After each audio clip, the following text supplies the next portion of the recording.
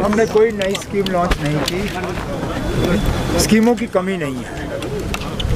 जैसे मैंने आज अपनी तकरीर में कहा, अगर कमी है तो जानकारी की कमी है। लोगों को पूरी तरह से हमें बाखबर करना होगा कि कौन सी स्कीमें हैं, उनके लिए अप्लाई करने का तरीका क्या है और इन स्कीमों के तहत उन्हें फ़ायदा कैसा मिल सकता है।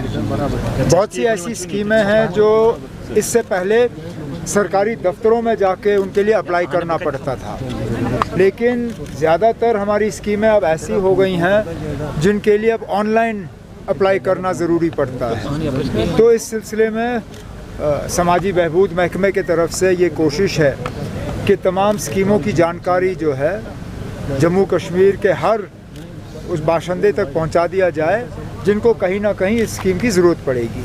सर, महबूबा मुफ्ती ने आज प्रोटेस्ट किया है जो जेल्स में राइट्स को लेके। किस चीज़ में? महबूबा मुफ्ती ने प्रोटेस्ट किया है जो यूथ आर लैंग्वेजिंग इन जेल्स। ठीक किया। तो ये हम सब इस चीज़ से जो है परेशान हैं, लेकिन यहाँ श्रीनगर में करके उसका कुछ नहीं होगा। जम्मू कश्मीर की सिक्योरिटी के फैसले जो हैं वो दिल्ली में लिए जाते हैं, वो होम मिनिस्ट्री में लिए जाते हैं। तो बेहतर ये होगा कि वो दिल्ली जाएं, होम मिनिस्टर साहब से मिलें और वहाँ पे ये बात उनके सामने रखें, जिस तरह हमने किया। हमने ये बातें जो हैं दिल्ली में होम मिनिस्टर के सामने रखी क्योंकि फ़ैसला वहाँ से होना है। बाकी अगर ये सिर्फ दिखावे के लिए करना है तो फिर यहाँ कर लीजिए, किसी को इससे एतराज़ नहीं होगा। उमर साहब, आज सुप्रीम कोर्ट ने जो अर्जेंट हियरिंग से मना किया स्टेट कोर्ट पे, उन्होंने कहा अब मैं नहीं जानता हूँ कौन है जो सुप्रीम कोर्ट गए थे अर्जेंट हियरिंग के लिए। हम भी चाहते हैं कि इस फैसले में और देरी नहीं हो।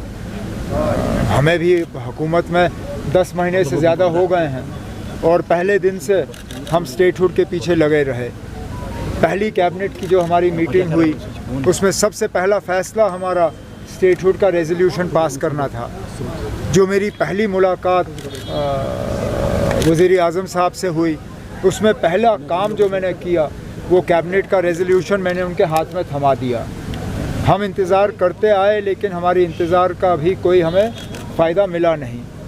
अब चलिए, अफसोस की बात है कि सुप्रीम कोर्ट जो है 10 अक्टूबर से पहले इस बात को सुनने के लिए तैयार नहीं है। हम थोड़ा सा और इंतज़ार करेंगे, लेकिन हम अभी भी उम्मीद लगाए बैठे हैं कि जहां मरकज़ ने ये फ़ैसला नहीं किया, कम से कम सुप्रीम कोर्ट ही करे।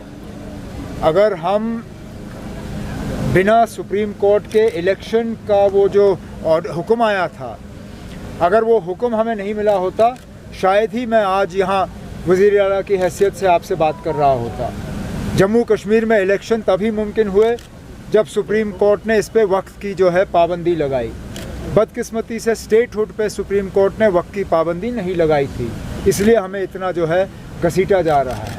अब मैं उम्मीद करता हूँ कि 10 अक्टूबर के बाद जब ये मामला सुप्रीम कोर्ट के सामने आएगा तो इस पे वक्त की सीमा लगेगी और फटाफट हमें दोबारा रियासत का दर्जा वापस मिलेगा। अपने सिग्नेचर कैंपेनिंग का भी शुरुआत क्या चल रहा है? चल रहा है। जब हम इसको मुकम्मल कर लेंगे, ये जो हमें करना होगा ये हम मरकज़ की हुकूमत और सुप्रीम कोर्ट तक पहुंचा देंगे।